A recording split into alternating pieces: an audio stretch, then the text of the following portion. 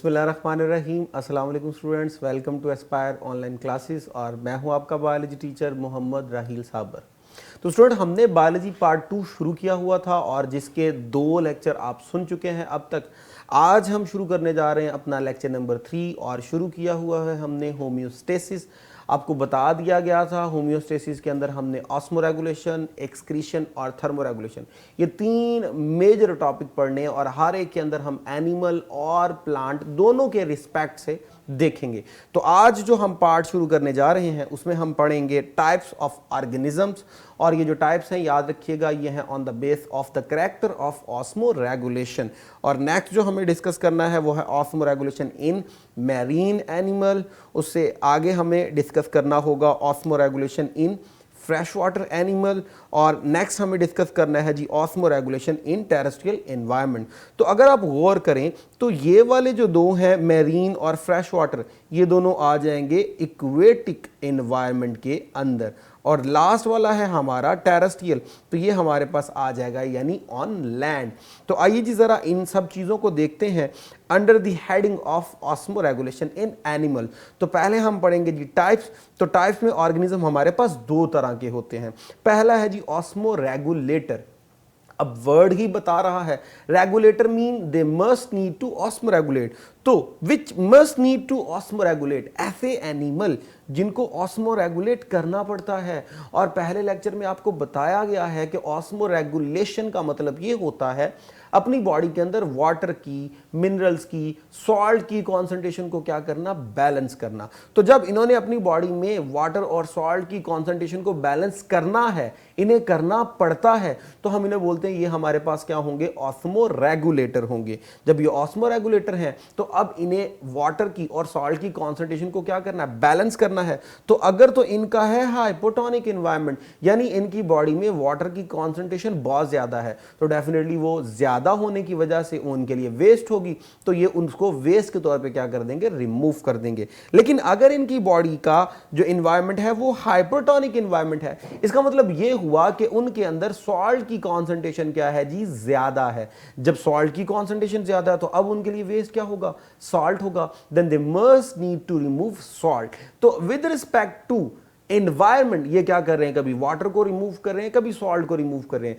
तो इस तरह ये क्या हो गए, ऑस्मोरेगुलेटर हो गए। एग्जाम्पल है हमारे पास मैरीन फिशेस की।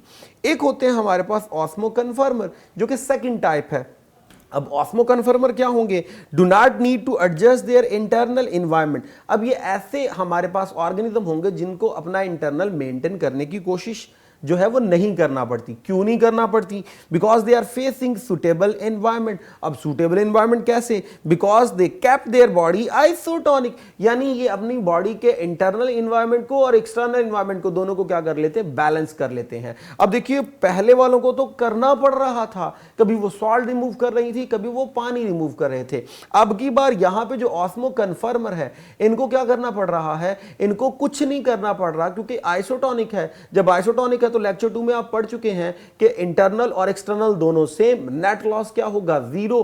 तो अब उनका जो ऑस्मो है वो कंफर्म है विद रिस्पेक्ट टू सराउंडिंग, जब तो हम इन्हें क्या बोल रहे हैं, ऑस्मो कंफर्मर।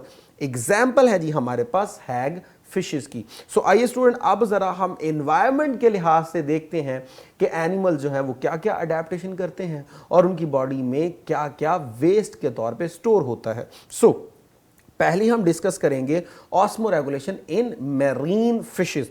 तो स्टूडेंट मैरीन फिशेस का पहले से आइडिया लगा लीजिए, कॉन्सेप्ट रख लीजिए। मैरीन लाइफ का सबको पता है वहां सॉल्ट ज्यादा होता है, वाटर कम होता है। जब सॉल्ट ज्यादा है, वाटर कम है, तो इसका मतलब यह हुआ कि इन एनिमल्स के अंदर जब भी पानी जाएगा उसमें सॉल्ट ज्यादा होगा और पानी उसमें क्या होगा, कम होगा। जब सॉल्ट ज्यादा होगा, पानी कम होगा, then they must need to conserve water and must need to release salt. तो रिमूव सॉल्ट करना है तो वेस्ट क्या हो गया, सॉल्ट, क्योंकि एनवायरनमेंट कौन सा है, हाइपरटोनिक। तो आइए जरा इन चीजों को देखते हैं कि वो किस तरह करेंगे और क्या क्या अडेप्टेशन करेंगे। तो स्टूडेंट याद रखिएगा एक्वेटिक लाइफ में सबसे पहले डेफिनेटली इनवर्टिब्रेट्स थे, फिर एवोल्यूशन हुआ, वर्टिब्रेट्स बनना शुरू हुए। सबसे पहले जो वर्टिब्रेट बना था वो हैग फिश थी। जो कि फिश का एंसेस्टर कंसीडर होती है। फिर हैग फिश के बाद जो थी वो कार्टिलेजिनस फिशेस बनी, फिर उनके बाद हमारे पास फाइनली बॉनी फिशेस बनी। तो हम इस तरह इनवर्टिब्रेट, हैग फिश, कार्टिलेजिनस फिशेस और बॉनी फिशेस के लिहाज से पढ़ेंगे। तो जो पहले हमारे पास इनवर्टिब्रेट थे वो सारे ऑस्मो कन्फर्मर थे, mean they must kept their environment isotonic with respect to surrounding। और इसी के साथ जो इनसे पैदा हुए पहले वर्टिब्रेट वो हैग फिश थी, ये भी आपके पास क्या थे, ऑस्मो कन्फर्मर थे। तो ये आइसोटोनिक रखते थे, नेट लॉस 0 था, तो कोई भी चीज़ इनको जो थी वो लॉस करनी नहीं पड़ती थी, रिसीव करनी नहीं पड़ती थी। लेकिन इनसे जब पैदा हुई कार्टिलेजिनस फिशेस, तो एक्सटर्नल एनवायरनमेंट चेंज हो रहा है, एवोल्यूशन हो रही है, एनवायरनमेंट चेंज हो रहा है, ऑर्गेनिज्म चेंज हो रहे हैं, तो उसके मुताबिक फिर क्या हुआ, अडेप्टेशन नई से नई आना शुरू हो गई और नई से नई जो है वो स्ट्रेटजीज डेवलप होना शुरू हो गई। एक्सटर्नल एनवायरनमेंट जो था उसके मुताबिक और इंटरनल एनवायरनमेंट दोनों को एक दूसरे के लिए बैलेंस करने में डिफरेंट स्ट्रेटजीज क्या करना पड़ी, इनको एडजस्ट करना पड़ी। तो कार्टिलेजिनस फिशेस में क्या होगा, definitely they are facing high concentration of salt, so they must need to remove salt and must need to conserve water। so क्या है जी, kept low concentration of salt। तो ये इनकी बेसिक नीड है कि सॉल्ट को मैक्सिमम रिमूव करवाया जाए, कम से कम रखा जाए। Actively release salts bye Gill. तो अब क्या अडेप्टेशन कर रही हैं, चेक कर लीजिए, इन्होंने गिल से क्या करना है, सॉल्ट को रिमूव करना है एक्टिवली।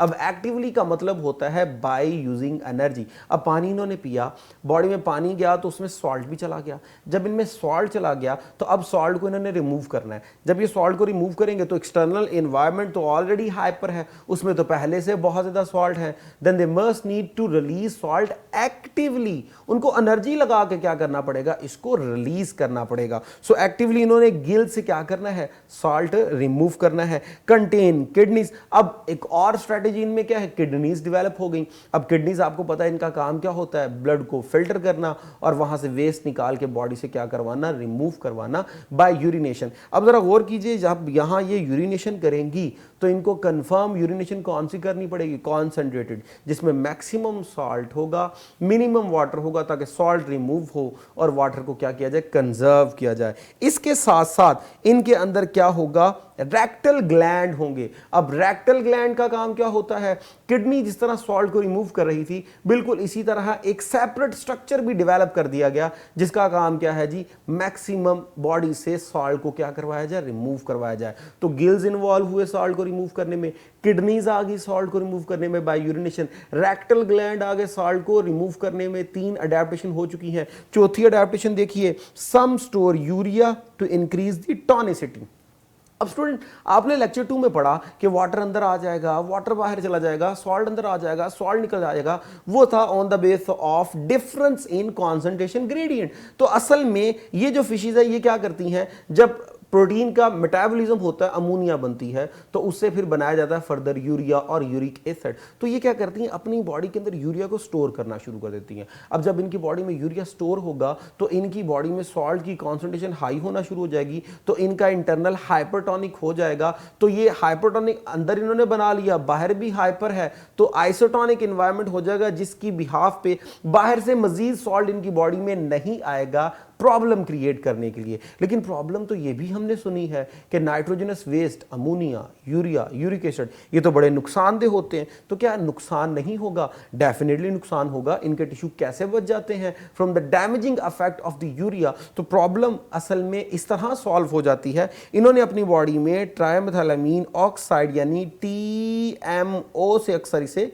एब्रीवेट किया जाता है, ये कंपाउंड रखा होता है। ये यूरिया के टॉक्सिक इफेक्ट से क्या कर जाता है, महफूज कर जाता है। इस तरह ये अपनी बॉडी को बचा लेती है from the harmful effect of the urea. और अगर हम देखें कि बॉनी फिशेस क्या करेंगी, तो डेफिनेटली बॉनी फिशेस भी कहाँ है, मेरीन वाटर में। तो इनको भी क्या करना है, सॉल्ट को रिमूव करना है, वाटर को कंजर्व करना है। लेकिन ये कार्टिलेजिनस फिशेस के बाद पैदा हुई थी। जब कार्टिलेजिनस फिशेस के बाद पैदा हुई थी तो कार्टिलेजिनस फिशेस इनकी क्या होंगी एंसेस्टर और ये उनकी क्या होंगी डिसेंडेंट होगी। तो इन्होंने क्या करना है, केप्ट लो सॉल्ट डेफिनेटली, क्योंकि मैरीन लाइफ में है तो इन्होंने भी सॉल्ट को क्या करना है, अपनी बॉडी के अंदर रिमूव करना है और वाटर को कंजर्व करना है। Drink a lot of water, maximum ये क्या करेंगी, पानी पिएंगी, ताकि क्या करें जी, उस पानी को कंजर्व करें और सॉल्ट को बॉडी से क्या करें जी, सॉल्ट को बॉडी से रिमूव करें। प्रोड्यूस कॉन्सेंट्रेटेड यूरिन, तो ये बात तो मैंने ऊपर भी बता दी थी, concentrated urine stands for salt ज्यादा होगा और पानी क्या होगा, कम। तो ये कुछ स्ट्रेटजीज हमने पढ़ी डिफरेंट फिशेस के अंदर जो कि अडॉप्ट हो रही थी इन मैरीन लाइफ में। अब जरा देखते हैं जी फ्रेश वाटर वाले एनिमल। अब फ्रेश वाटर तो जरा मैरीन का ऑपोजिट चले जाइए। फ्रेश का मतलब होता है यहाँ पर पानी की कॉन्सेंट्रेशन जो है वो बहुत ज़्यादा होगी और सॉल्ट की कॉन्सेंट्रेशन बड़ी कम होगी। तो कॉन्सेप्ट पहले से बना लीजिए, they must need to conserve salt and must need to remove water, क्योंकि वाटर इनके लिए क्या होगा, वेस्ट बहुत ज़्यादा है। तो अब ज़रा देखते हैं कि ये क्या करते हैं। ज़रा फ्रेश वाटर में आते हैं तो high concentration of water and low concentration of the salt, वही बात जो मैं आपको कर चुका हूँ। Must need to conserve salt, क्योंकि सॉल्ट क्या है, कम है। रिमूव एक्स्ट्रा वाटर, अब इन्होंने क्या करना है जी, एक्स्ट्रा वाटर को रिमूव करना है, पानी ज़्यादा हो चुका है। यूनिसेलुलर कंटेन कॉन्ट्रैक्टाइल वैक्यूल, जैसे कि डायग्राम में पैरामीशियम दिखा रहा है, सराउंडिंग में पानी ज्यादा हुआ तो उस वैक्यूल ने पानी को क्या कर लिया, अब्सॉर्ब कर लिया। अब ये कॉन्ट्रैक्ट करेगा और पानी बॉडी से क्या करवा देगा, रिमूव करेगा। तो इस तरह इस वैक्यूल का काम क्या है, तो जितना बॉडी में पानी आता जाएगा उसको कॉन्ट्रैक्ट करके बॉडी से क्या करवाता जाएगा, रिमूव करवाता जाएगा। तो अगर तो वो मल्टी सेलुलर है तो मल्टी सेलुलर को क्या करना है जी, डाइल्यूट यूरिन बनाना है। अब पीछे वाले कॉन्सेंट्रेटेड बना रहे थे, यानी सॉल्ट उनमें क्या था, मैक्सिमम था और वाटर क्या था, मिनिमम था। अब की बार हमारे पास क्या है जी, डाइल्यूट यूरिन, जिसका मतलब ये हुआ कि इन्होंने पानी जो है वो मैक्सिमम निकालना है और सॉल्ट जो है वो कम से कम निकालना है। Actively Uptake salts bye Gill, तो देख लीजिए यहाँ भी मैकेनिज्म डिफरेंट हो गया। जब आप बात कर रहे थे मैरीन लाइफ की तो आपने कहा जी गिल्स के जरिए वो एक्टिवली सॉल्ट रिमूव कर रही थी, लेकिन अब की बार यहाँ पे क्या है, एक्टिवली सॉल्ट को रिसीव किया जा रहा है। तो इस तरह इनकी अडेप्टेशन क्या हो गई जी, बिल्कुल ही डिफरेंट होगी from the previous one. Next हम बात करते हैं जी ऑस्मो रेगुलेशन इन टेरेस्ट्रियल। अब जरा फिर कॉन्सेप्ट बना लीजिए, टेरेस्ट्रियल का मतलब ड्राई कंडीशन है, वाटर यहाँ पे बिल्कुल नहीं होगा, तो सब की जो फर्स्ट प्रेफरेंस होगी वो क्या होगी, वाटर को कंजर्व किया जाए। तो वाटर को कंजर्व करने के लिए इन्होंने बॉडी में बेशुमार क्या करनी है, अडेप्टेशन करनी है। सो आइए जी देखते हैं इसमें क्या होगा। वेरी ड्राई कंडीशन डेफिनेटली, क्योंकि पानी यहाँ पे बड़ा कम होता है। बॉडी में फेस डिहाइड्रेशन, तो डेफिनेटली लाइट का एक्सपोजर डायरेक्ट पड़ रहा होता है, सन रेज का एक्सपोजर डायरेक्ट जो है वो आपकी स्किन पे पड़ रहा होता है, स्वेटिंग वगैरह होती है, वाटर वेपोराइज होता है, तो पानी की कमी की वजह से बॉडी के डिहाइड्रेशन होने के चांसेस यहाँ पे बहुत ज़्यादा होते हैं और पानी जल्दी अवेलेबल भी नहीं होता। तो उसके लिए इनको अडेप्टेशन क्या करनी है, body covered by hair which act as a insulator, ताकि वाटर के रिमूव को बचाया जाए। वैक्सी एक्सोस्केलेटन, और जब वैक्स का नाम आ गया, लिपिड का नाम आ गया, तो डेफिनेटली लिपिड भी क्या होती है, वाटर रिपेलेंट होती है। So it will also prevent the loss of water. Next है हमारे पास कैरेटिनाइज स्किन, डेड प्रोटीन है, इसका काम भी क्या होता है, to prevent the loss of water. Eat moist food, तो ऐसा खाना खाया जाएगा जिसमें वाटर की क्या होगी, अवेलेबिलिटी होगी, वाटर उससे क्या होगा, उसके मेटाबॉलिज्म से ब्रेक होगा। और प्रोड्यूस कॉन्सेंट्रेटेड यूरिन, अब कॉन्सेंट्रेटेड यूरिन स्टैंड्स फॉर के सॉल्ट जो है वो क्या करवाया जाएगा, मैक्सिमम रिमूव करवाया जाएगा, वाटर जो है वो मिनिमम क्या करवाया जाएगा, रिलीज करवाया जाएगा। अब अच्छा कीजिए, जब कॉन्सेंट्रेटेड यूरिन है तो कॉन्सेंट्रेटेड यूरिन का मतलब ये है वाटर को कंजर्व किया जा रहा है, सॉल्ट को रिमूव करवाया जा रहा है। और फीड ऑन कार्बोहाइड्रेट, अब क्या वजह है ये कार्बोहाइड्रेट पे फीड करते हैं, असल में कार्बोहाइड्रेट को जब आप ब्रेक करते हैं तो उसके ब्रेक होने से रिसीव होता है वाटर और CO2। अब देख लीजिए, जब फूड की ब्रेक होने से वाटर मिल गया तो अब उसी पे ये गुजारा कर लेते हैं, सराउंडिंग से वाटर रिसीव नहीं करते। तो ऐसे एनिमल जो कि कार्बोहाइड्रेट इनरिच फूड रिसीव करते हैं, जिनको पानी फिर बाहर से लेने की जरूरत नहीं पड़ती, तो for a long period of time वो क्या करते हैं, डिहाइड्रेशन की कंडीशन को आसानी से फील कर लेते हैं, फेस कर लेते हैं। उन्हें हम क्या बोलते हैं, एनहाइड्रोबायोसिस, इस करैक्टर को कहते हैं। और वो कौन कौन से ऑर्गेनिज्म है, कैंगरू रैट और कैमल वगैरह। अक्सर स्टूडेंट कैंगरू रैट को अलग अलग समझते हैं, ये एक ही है। ये जो आपको शो हो रहा है ये कैंगरू रैट है। कैंगरू और रैट दो अलग अलग नहीं है, एक ही चीज़ का नाम है। कैंगरू एक अलग एनिमल है, रैट एक अलग एनिमल है, लेकिन यहाँ पे कैंगरू रैट एक एनिमल है जो कि असल में रैट होती है। एक रैट होता है जिसकी जो आगे वाली टांगे हैं वो छोटी होती है, पीछे वाली टांगे बड़ी होती है, जस्ट लाइक कैंगरू, और वो जंपिंग करता है जैसे कि कैंगरू करता है। तो कैंगरू रैट जो है और कैमल इनकी एग्जाम्पल है जो कि क्या करती हैं, पानी वगैरह रिसीव नहीं करती, क्योंकि उन्होंने जो फूड रिसीव किया है वो अच्छा खासा कार्बोहाइड्रेट इनरिच था। उसके ब्रेक होने से उनको पानी क्या होता रहता है, रिसीव होता रहता है। तो स्टूडेंट यहाँ पे हमारा आज का लेक्चर कंप्लीट हुआ। होप सो आपको समझ आई होगी। नेक्स्ट लेक्चर में नए कंटेंट के साथ हाजिर होंगे। इजाज़त दीजिए, अल्लाह हाफिज़।